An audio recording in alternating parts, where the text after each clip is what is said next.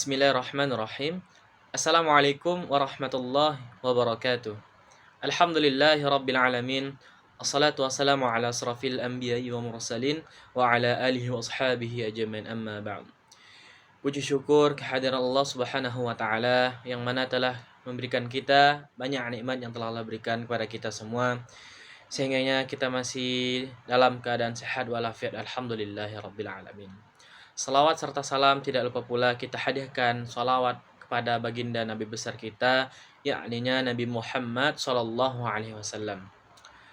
Baik, sebelumnya izin memperkenalkan diri terlebih dahulu. Saya Yofal Jeno Pangestu ZA dari kampus Universitas PTIQ Jakarta atau Perguruan Tinggi Ilmu Al-Quran Jakarta. Baik, saya dari Fakultas Dakwah dan Prodi Komunikasi Penyiaran Islam. Baik, di sini saya ingin sedikit membahas tentang lafaz am dan khos. Apa sih itu lafaz am dan khos? Oke, di sini ada pengertian am. Menurut bahasa artinya umum. Menurut istilah artinya lafaz yang mencakup segala sesuatu yang pantas baginya dan tidak ada pembatasan.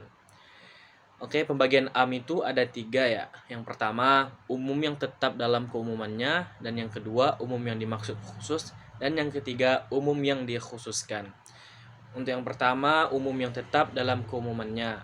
Allah Subhanahu wa taala berfirman dalam surah An-Nisa ayat 176 yang artinya Allah Maha mengetahui segala sesuatu. Dan Allah berfirman dalam surah An-Nisa ayat 23 juga yang artinya diharamkan atas kamu menikahi ibu-ibumu. Oke, untuk yang kedua, ada umum yang dimaksud khusus. Allah Subhanahu wa taala berfirman juga dalam Quran surah Al-Imran ayat 173 yang berbunyi dan yang artinya orang-orang yang menaati Allah dan Rasul, yang ketika ada orang-orang mengatakan kepadanya orang-orang Quraisy telah mengumpulkan pasukan. Dan Allah Subhanahu wa taala berfirman juga dalam surah Al-Baqarah ayat 199 yang artinya kemudian bertolaklah kamu dari tempat bertolaknya orang-orang banyak Arafah dan mohonlah ampun kepada Allah, sesungguhnya Allah Maha Pengampun lagi Maha Penyayang. Dan untuk yang ketiga, umum yang dikhususkan. Allah berfirman juga dalam Quran surah Al-Imran ayat 97 yang artinya mengerjakan haji adalah kewajiban manusia terhadap Allah, yaitu bagi orang yang mampu melakukan perjalanan ke Baitullah. Oke, di sini ada perbedaan antara umum yang dimaksud khusus dan umum yang dikhususkan. Poin pertama, tidak dimaksudkan untuk semua individu baik berupa hukum, lafaz, dan makna. Dan yang poin kedua, mengandung majas. Dan poin ketiga, bersifat aqliyah dan tidak terpisah. Bermakna umum baik dari segi hukum, lafaz, dan makna. Berupa hakikat, bersifat lafziyah, dan kadang terpisah. Oke, di sini ada juga selanjutnya ya pengertian khas gitu. Khas secara bahasa berlawanan dengan am atau takhsih atau khusus. Secara istilah, khas artinya mengeluarkan atau mempersempit cangkupan umum yang luas. Di sini ada juga pengertian mukhassah, lafaz yang mempersempit atau menjadi pengecualian dan pengkhususan dari lafaz yang umum. Terkadang bersifat muttasil atau munfasil. Oke, di sini ada juga lafaz muttasil dan lafaz munfasil. Kita bahas dulu lafaz muttasil. Lafaz am dan takhsis bersambung. Pertama, istisna atau pengecualian. Contoh Quran surah An-Nur ayat 4-5. Yang artinya, dan orang-orang yang menuduh wanita-wanita yang baik-baik berbuat zina dan mereka tidak mendatangkan 4 orang saksi, maka deralah mereka yang menuduh itu 80 kali. Dera dan janganlah kamu terima kesaksian mereka buat selama-lamanya. Dan mereka itulah orang-orang yang fasik, kecuali orang-orang yang bertaubat sesudah itu dan memperbaiki dirinya, maka sesungguhnya Allah Maha Pengampun lagi Maha Penyayang.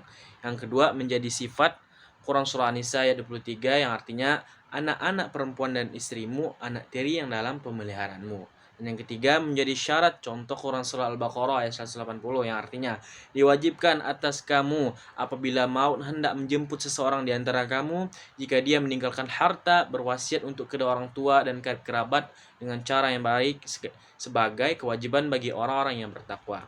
Dan yang keempat, sebagai badal badminkul atau pengganti sebagian dari keseluruhan. Contoh Quran Surah Al-Imran ayat 97 yang artinya di sana terdapat tanda-tanda yang jelas, di antaranya maqam Ibrahim. Barang siapa memasukinya Baitullah, amanlah dia. Dan di antara kewajiban manusia terhadap Allah adalah melaksanakan ibadah haji ke Baitullah, yaitu bagi orang-orang yang mampu mengadakan perjalanan ke sana. Dan yang kelima sebagai ghoyah atau batas sesuatu.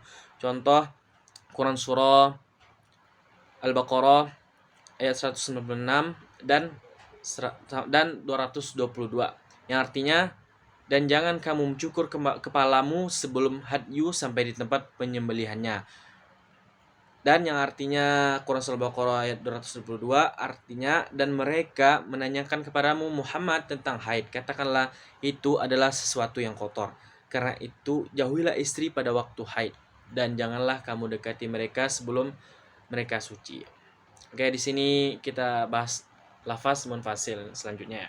Lafaz am dan takhsis berpisah. Lafaz munfasil ini terdapat pada yang pertama Al-Quran dengan Al-Quran, yang kedua Al-Quran dengan hadis, dan yang ketiga Al-Quran dengan ijma, dan yang keempat Al-Quran dengan qiyas.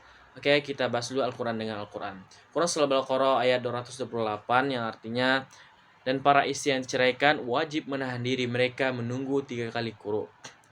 Ditaksis Quran Surah Al-Talaq ayat 4 yang artinya, sedangkan perempuan yang hamil waktu idah mereka itu ialah sampai mereka melahirkan kandungannya. Dan Quran Surah Al-Ahzab ayat 49 yang artinya, wahai orang-orang yang beriman, apabila kamu menikahi perempuan mukmin kemudian kamu ceraikan mereka sebelum kamu mencampurinya, maka tidak ada masa idah atas mereka yang perlu kamu perhitungkan. Oke, kita bahas Al-Quran dengan sunnah. Quran Surah Al-Baqarah ayat 275 yang artinya, padahal Allah telah menghalalkan jual beli dan mengharamkan riba. Ditaksis sejumlah hadis, antara lain sebutkan dalam kitab Sahih Al-Bukhari dari Umar, ia berkata Rasulullah SAW melarang mengambil upah dari air mani kuda jantan. Juga dalam As-Sahihain diriwayatkan dari Ibu Umar bahwa Rasulullah SAW melarang jual beli janin binatang yang masih dalam kandungan, seperti tradisi jual beli orang jahiliyah. Dan kita bahas juga Al-Quran dengan ijma. Quran Surah An-Nisa ayat 11 yang artinya, Allah mensyariatkan, mewajibkan kepadamu tentang pembagian warisan untuk anak-anakmu, yaitu bagian seorang anak laki-laki sama dengan bagian 2 orang anak perempuan. Ditaksis dengan ijma, berdasarkan ijma, budak tidak mendapatkan warisan karena sifat budak merupakan faktor penghalang waris.